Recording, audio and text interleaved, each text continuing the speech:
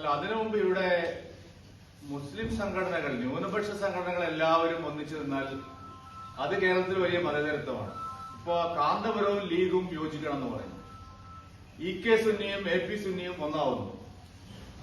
മുസ്ലിം league നേതാക്കൾ തന്നെ പറയുന്നു ഭരണം കിട്ടിയാൽ അത് സമുദായ താല്പര്യത്തിന് വേണ്ടിയാണ് ഉപയോഗിക്കാൻ പോകുന്നത്.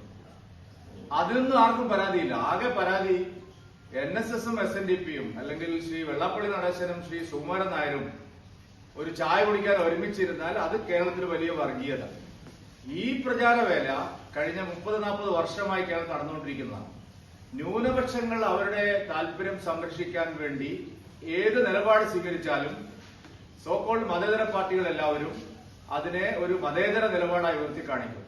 ഭൂരിപക്ഷ സമുദായത്തിൽ എല്ലാവരും തമ്മിലടിച്ച് പിരിഞ്ഞ് അവർ നശിച്ചു കൊള്ളണം എന്നുള്ള ഒരു താല്പര്യമാണ് പ്രധാനപ്പെട്ട മുന്നണികൾക്കെല്ലാം കേരളത്തിലുള്ളത്. അതിന്റെ ഏറ്റവും വലിയ ഉദാഹരണമാണ് ഇപ്പൊ കണ്ടുകൊണ്ടിരിക്കുന്നത്.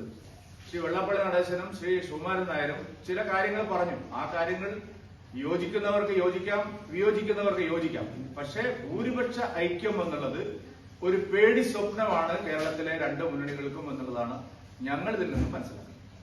അല്ല, BJPയുടെ കാര്യം പറയുമ്പോൾ ഈ ഹിന്ദുക്കളുടെ ഒരു കുത്തകയാണ് BJP കരുതുന്നത് പുള്ളി പറയുന്നത്. BJPക്കെതിരെ രൂക്ഷമായി അല്ല, അതിപ്പോ ഉന്നയിച്ചു സുരേഷ് ഗോപിയുടെ സന്ദർശനം. അതൊക്കെ ശരിയാണ്. അതിപ്പോ നായർ സമുദായത്തിന്റെ കുത്തക ഏതെങ്കിലും സംഘടനയ്ക്കല്ല, ഈഴവ സമുദായത്തിന്റെ കുത്തക ഏതെങ്കിലും സംഘടനയ്ക്കല്ല.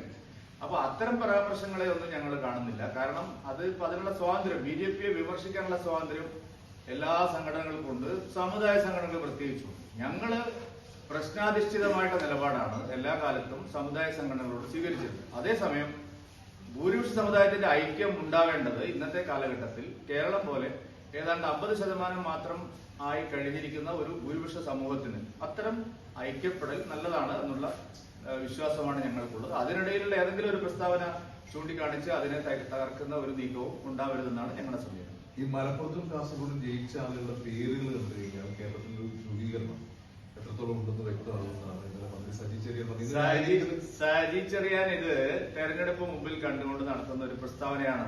സജി ചെറിയാൻ ചെങ്ങന്നൂരിൽ ആരുടെ പിന്തുണയിലാണ് ജയിക്കുന്നതെന്ന് മാലവർക്ക് എല്ലാവർക്കും അറിയാം.